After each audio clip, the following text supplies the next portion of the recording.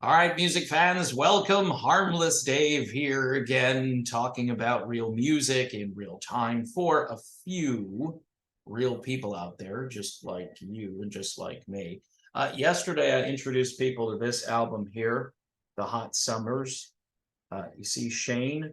Shane is actually a member of Patreon, and he's the dude that sent this to me. So, um, great band. I would urge everybody to check this out. Um, Really will take you by surprise because there are so many different throwback qualities on this particular album. And all I can tell you is go grab yourself a copy of it. You won't be disappointed. And Shane, thanks, brother. I appreciate it.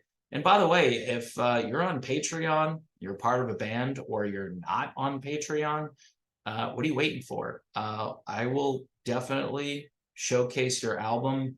I'm looking at a lot of other styles and genres, and certainly a lot of record labels or independent releases. Whereas last year I was kind of focused on one record label. This year I'm venturing out and checking out some other things. I think we all have to do that if we care about the future of real music in real time. Speaking of real music in real time, Pat, who's also a patron, sent me a picture of the Journey concert last night. Picture came in at 12:40 a.m. I was sleeping nicely. Um, Here are some bullet points for those of you thinking about going to see Journey. Uh, he said Arnel struggled a bit depending on the song. Pretty sure he's digitally enhanced.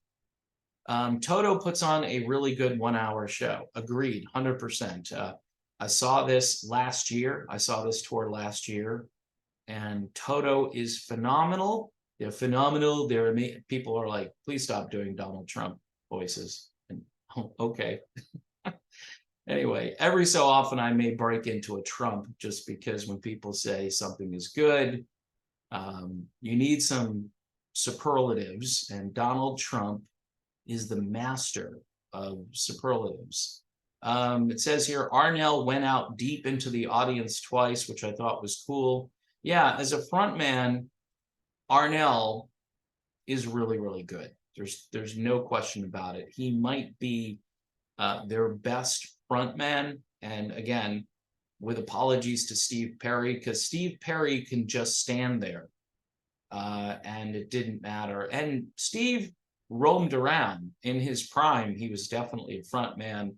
But this idea that a really good front man replaces really good singing doesn't work for me. Doesn't work for me. How many people were willing to see Genesis with Phil Collins, who was in really rough shape physically? He sat in a chair, and at times he could barely sit in the chair. And people still wanted to see and hear Phil Collins vocally. Phil still had something, wasn't fantastic, but it just shows you that, oh, wow, he can't do what he used to do as a front man. I'm not going to go see the show. No, I'm most concerned about listening to the music, and hopefully the singer can actually do what the singer is supposed to do. So this is a weird headline. John and Neil might have been chatting behind the stage before they went out. And again, I think I said this in another video. This just feeds into the theory that maybe this is all just one big publicity stunt, right? The fighting and the lawsuits, real weird way of promoting the band. But again, in today's crazy, depraved social media culture, the soap opera might be a way to focus people's attention on the band. He also said Neil did play between John and Todd. So in the picture that Pat sent, Neil is actually in the middle. So technically he is standing next to Jonathan Cain. Maybe things are starting to kind of thaw out between Neil and John. If they stop dropping the lawsuits, if John especially retreats on the lawsuit like Perry did, and Neil says, all right, yeah, I spent too much money, and we'll just move forward, and this band is more important than all this stuff, and we'll stop posting security guards, armed security guards by the dressing room. Like, what's going to happen? I mean, why do they need an armed security guard? I think they're armed. Even if they're not armed, this is just silly. Pat goes on to say it was a pretty good show for $60. I forgot to pack my Journey shirt. My grandkids got me for Christmas for this show. You know what's really sad is that grandkids are buying geezers like Pat and I shirts. All right. I'd like to think of myself not as a grandpa. No grandkids yet, but it could happen. So yeah, just shows you time keeps on slipping into the future. So I think the big headline out of this is Arnel is struggling again.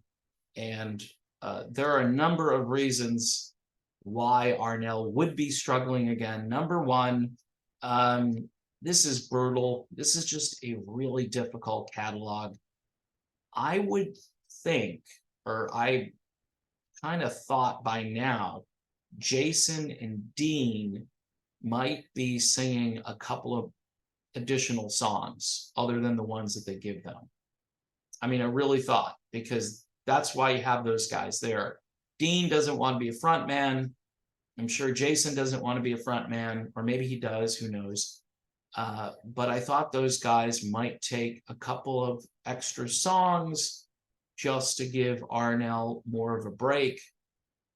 Pat also says, pretty sure he's digitally enhanced. Now, with the technology today, you just don't know, because it's so good. It's so good. And even if you're an expert in the field and you've got,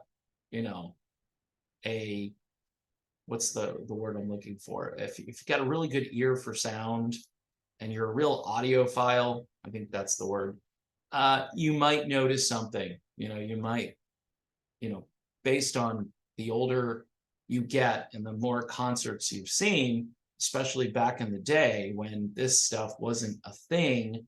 Now, people have told me there's been some stuff going on since like the late 1980s, or at least into the 90s, that bands were doing this kind of thing. And I don't know, maybe, I don't think they were doing it this drastically, but nowadays, Motley Crue and Kiss, and those are interesting bands, but if you're going to go see them, the live vocals, the drum tracks, the guitar tracks, everything that you think is being played live may not be. Okay, and especially with Kiss, even more than Motley Crue. But what was it? Mick Mars spilled the beans on Motley Crue, and good luck going to see the Crew. I know they're out there with Def Leppard.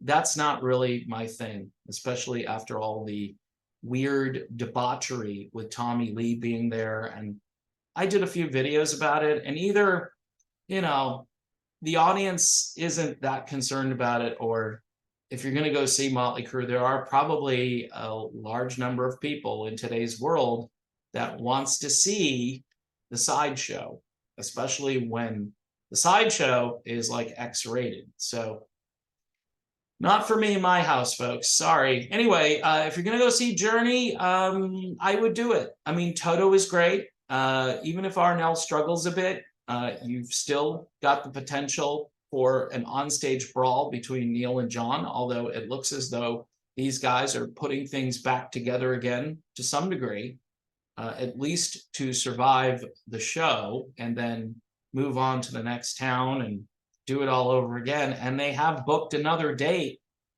which is separate from that May 19th cutoff point, I think in June or July. I think it's July 1st, actually, which is out in Provo, Utah. That really surprised me.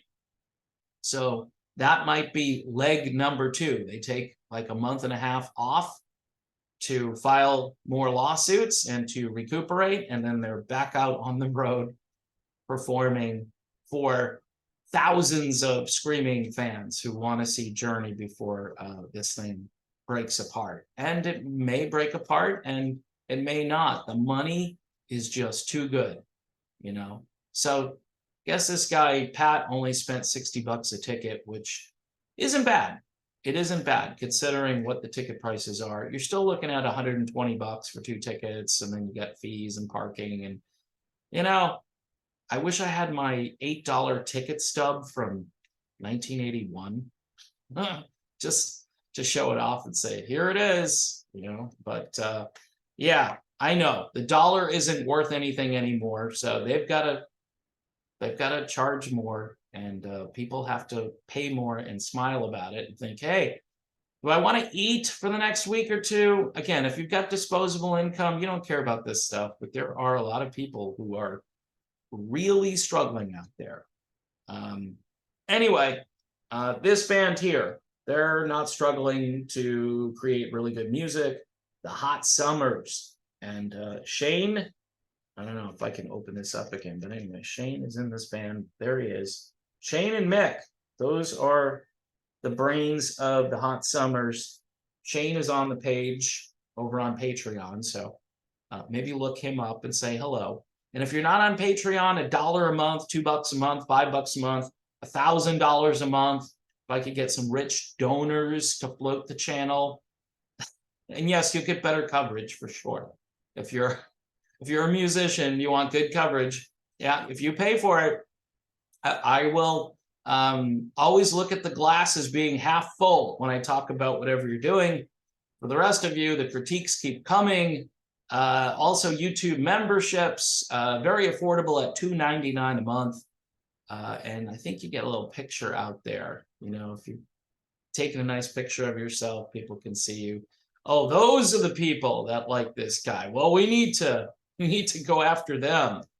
Yeah. Thanks to everybody for keeping me going, because some days I'm thinking, nobody cares. But we just keep going and hope for the best, right? All right. Thanks again. Have a great day. See you soon.